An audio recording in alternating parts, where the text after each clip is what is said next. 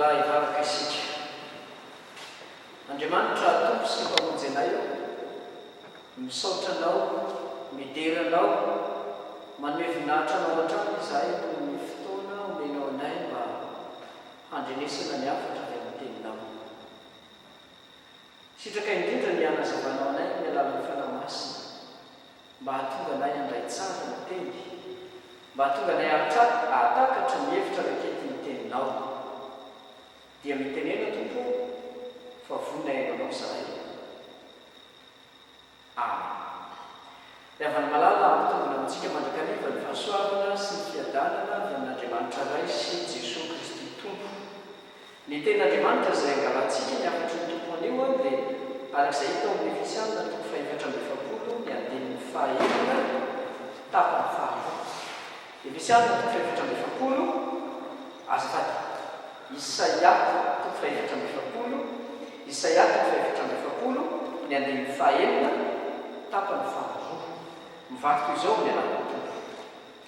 Izaho ny voalohany ary izaho ny farany, ka tsy misy Andriamanitra afa-tsy izaho. Manasanareo ary avy miaraka mamaky amiko indray mandeha ny teny io amin'ny anaran'ny tompo. Izaho ny voalohany ary izaho ny farany, ka tsy misy Andriamanitra afa-tsy izaho. Zany ny ten'Andriamanitra andraisantsika ny hafatra amin'ity an'ity. Ny loha hevitra moa izay manjinona mandritry ny ity volana ity araka nefa voalazana tompona andraikitra teo dia ny hoe fototry ny finoantsika ny tompo. Fototry ny finoantsika ny tompo. Izany hoe ny tompo no anorenana ny finoana, miainga ao amin'Andriamanitra, ao amin'ny Jesosy Kristy no misy ny finoantsika. Ao no ametrahantsika ny fitokisana. Izay ny mahafototry ny finoana azy. Ao amin'Andriamanitra no ametrahantsika ny fitokisana.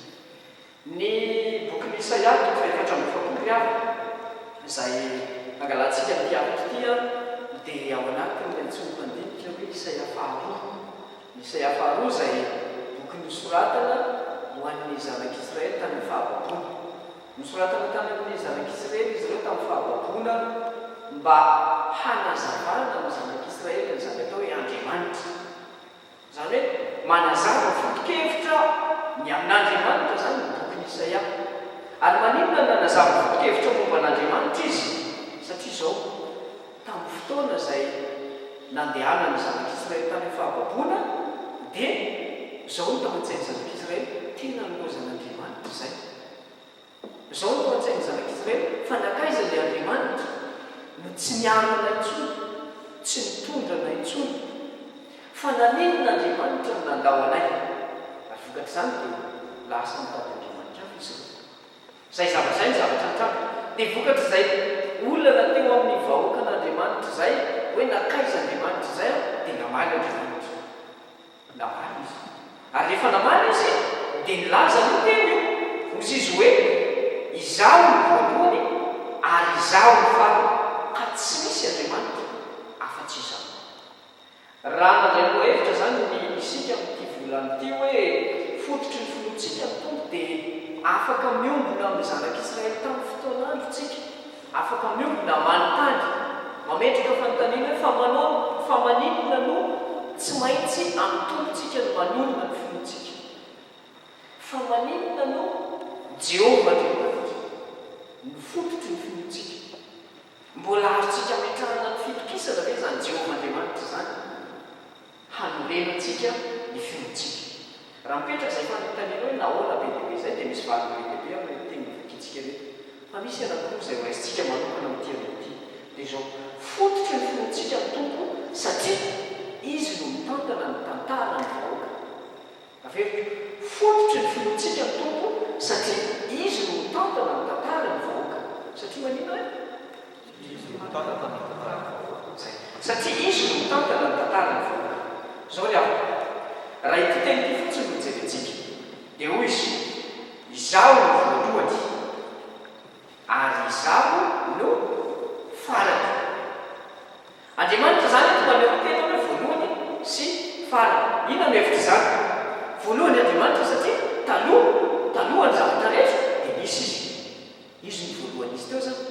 Dia rehefa avy eo rehefa misy izy dia izy indray no nampisy misy sisa rehetra izy indray namoro ny sisa rehetra izy nanao zay atonga ny sisa rehetra hisy fanapakevitra avy amin'andriamanitra zany ny nampisy ny misa rehetra ary fanapakevitra avy amin'andriamanitra ny tsy mampisy zay tsy misy zay hoe izaho ny voalohany sady voalohany izy miteo taloha zavatra rehetra no izy koa mitondra ny zavatra rehetra hanono hisy dia izy zany voalohany fa ozy koa izy hoe izaho ny farana dia tahaka an'ilay voalohany ihany rehefa mifarana koa ny zavatra rehetra zay misy zay hitatsika dia andriamanitra koa mbola io izy koa ny farana rehefa tapitra tsisy tsony zao rehetra zao dia io andriamanitra koa mbola tavela zay le mahafarana izy fa tsy zay ihany fa andriamanitra koa mbola tompony teny farana andriamanitra ny tompony fanapa-kevitra amin'ny famaranana zao rehetra zao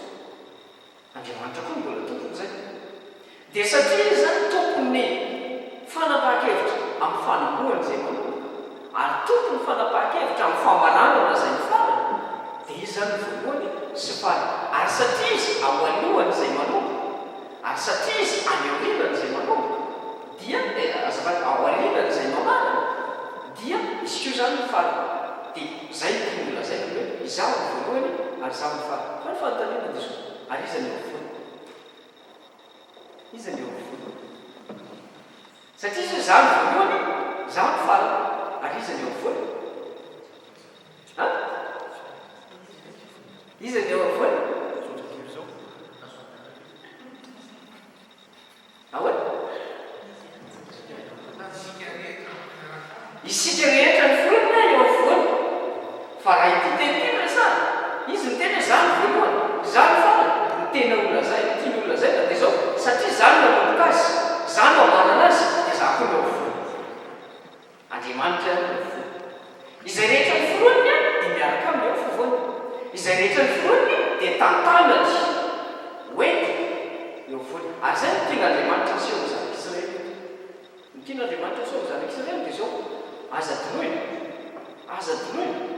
fa satria fantatrareo sy inonareo fa izaho no namorona izao tontolo zao satria fantatrareo sy inonareo fa izaho no hiafarany izao tontolo zao dia aza dinoina fa mitondra ny tantaranareo koa mitondra ny tantaranareo tsy hoe mpanomboka sy mpamarina fotsiny akory fa mitondra ny tantaranareo zay zavatra zay tena tiana andriamanitra asoratina ny zanak'Israely raha nantsiaro izy anao ilozan'andriamanitra ko izy andriamanitra tsy nandao anareo zany a hitako ianareo tsy nandao anareo zany a fantatro ny mahazo anareo tsy nandao anareo zany a mitondra ny tantaranareo io ny riavana ny resaka fahavaboloany adihevitra be tamiko aminany sy nivaokan'andriamanitra andriamanitra manao hoe avelao babo izy hananarako azy fa nivaokan'andriamanitra manao hoe fa maninony zay ny babolinao raha olonao tokoa zay maninony zay ny babolinao misy adihevitra be nompanio fa zao tompony tantaran'andriamanitra tompony fanapa-kevitra izy rehefa izy manao hoe babo anareo dia babo anareo rehefa izy manao hoe asoko am'izay nareo dia asoko am'izay nareo ary ny antony mitenenany aty dia satria izy manay an-tanana ny fahatonterana andriamanitra ny voalohany andriamanitra ny farana andriamanitra koa ny tantany folo ary nataon'andriamanitra zany tamin'ny fiainana rehetra ny fiainany zanak'Israely nataon'andriamanitra zany no tantanan'andriamanitra mandrakariva ny zanak'Israely ary tahaka ny tantanan'andriamanitra ny zanak'Israely ny tantanan'andriamanitra antsika mahazo mipetraka amintsika koa ny fanontaniana andriamanitra namorona antsika ao amin'andriamanitra ny faratsika fa iza no fo iza ny tompony fanapa-kevitra iza ny tompony fitantanana ny eo fovoan'ny tantaram-piainantsika ozy ny soratra masina hoe fitopolo taona ny andro ny zanak'olombelona valopolo raha tahina teza mandritra izay valopolo taona izay iza ny eo fovoany ny tenan'andriamanitra miantso antsika koa azaky hoe eo fovoany koa andriamanitra raha miteny izy hoe izaho ny voalohany ary izaho ny farana ny tian'olona zaina dia zao zany manomboka zany mitantana zany mamana isika zany ka antsoin'andriamanitra amin'izay teny izay tahaka ny zanak'Israely dia antsoiny atoky azy hoe na inona miseho fitondra ny fiainantsika andriamanitra ny anjarantsika ny mametraka fitrisana tanteraka amin'andriamanitra hoe ianao tokoa andriamanitra no mitondra ny fiaina averika na inona miseho mpitondra ny fiainantsika andriamanitra ny anjarantsika dia mametraka ny fitokisantsika amin'Andriamanitra ka manao hoe Andriamanitra ianao no tantana ny fiainana. Ny fandrika mantsy rehefa misy zavatra mitranga dia hadino Andriamanitra fa izay mahakarakara ny fiainantsika no ataontsika hoe mpitantana ny fiainantsika. Zay no tena olona mitondra. Fa Andriamanitra kosa dia nanao hoe izaho ny voalohany ary izaho ny farany. Zany hoe izaho koa no manapa-kevitra mitantana ny avelao ry avy no mitantana ny fiainantsika. Avelao anapahan'Andriamanitra hevitra ny fiainantsika dia ho jabantsika tokoa ny fitantanana antsika mandritra fotoana vaovao. Izay zavatra voalohany. Faharoa manana azy. Nahoana no azontsika nomenana ny fontsika ny tompo satria izy no mpanavotra antsika. Satria izy manina mpanavotra antsika Andriamanitra. Zay no mahatonga antsika hanankina ny fontsika aminy mpanavotra antsika izy. Mifampitohy amin'ilay teo aloha zany dia zao, raha izy no avovoan'ny tantaram-piainantsika, raha izy no mitantana ny fiainantsika, dia ny zavatra ataony voalohany indrindra dia ny hanavotra antsika, hamonjy antsika, hanafaka antsika. Zany no ankosin'ilay Jehovah Andriamanitra. Zay no mahatonga azy voalohany fahaenio amin'ny tapany eo aloha ry avana rehefa miteny dia izy hoe dia Jehovah tompony maro mpanavotra azy. Mpanavotra ny Israely zany. Ny hoe mpanavotra ny teny Hebreo izay nilazana ny hoe mpanavotra io ny heviny dia mpividy. Mividy. Ahoana zany? Teo amin'ny fiainan'ny Hebreo nisy fotoana izay nahalasa andevo ny olona sasany. Rehefa lasa andevo ny olona sasany ka tiana ho afahana mandevo azy dia misy olona anankiray ao anatin'ny fianakaviana mitsangana mividy, mandoa, mitrosa mba hahatonga azy hiverona olona afaka indray.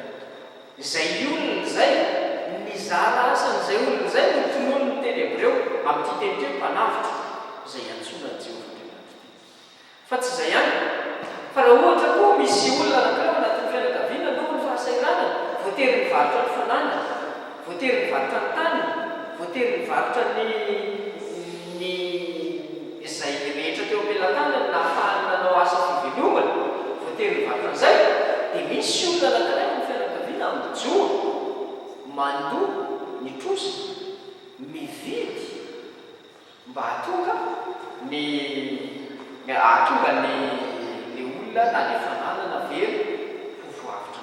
Zay zany no hoe manavotra.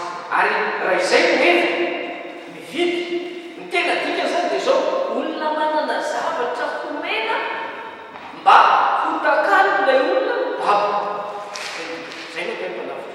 Olona manana zavatra homena mba hanavotana ilay babo, hotakalo ilay babo. Dia zany no olona zay n'Andriamanitra tamin'ny zanak'Israely hoe ireo Andriamanitra ivavahana anareo tsy manana zavatra homena hanafahana anareo, tsy manana zavatra homena ireo, fa izaho no manana zavatra homena hanafahana anareo. Zay ary raha mitenitsika hoe Andriamanitra no manana zavatra homena, isika fiambokana ankehitriny mahafantatra tsara izany zavatra antsika, inona izany? Jesosy Kristy zany. Fantatsika tsara ny tenin'Andriamanitra manao hoe zao no tiavan'Andriamanitra zao tontolo zao, nomeny ny zanalahy tompona mba tsy ho very izay rehetra mino azy, fa hanana fiainana mandrakizay. Jesosy Kristy zany, ilay Jesosy Kristy mitondro ny Jaona hoe indro ny zanak'Andriamanitra izay maneno manaisotra ny fiainana zao tontolo zao. Andriamanitra no mpanavotra satria Andriamanitra no manana zavatra homena hambavana ny trosa hahafaka antsika indray. Ary tadiditsika tsara ny teny Jesosy Kristy rehefa vita daholo ny zavatra rehetra ka ho afaka ny aina. Inona ny teny nataony farany? Ozy izy hoe vita. Inona ny dikany hoe vita? Ny dikany hoe vita raha jerena ny teny Greka dia hoe voalomotrosa. Zay ny dikany. Voalomotrosa. Mifanadrify tsara amin'ny hevitry ny teny hoe mpanavotra izay lazainy teny ity. Manavotra, mandoa zavatra mba hanolerana trosa hanafahana indray. Zany no antony amin'ireny fontsika amin'Andriamanitra satria Andriamanitra manan-javatra homena mba hanoavana ny trosa hahatonga antsika voavitra. izay manome manavitra ary zay olana kely nyfenitsika satria misy fotoantsika tsy le andriamanitra no lasa mpanomentsika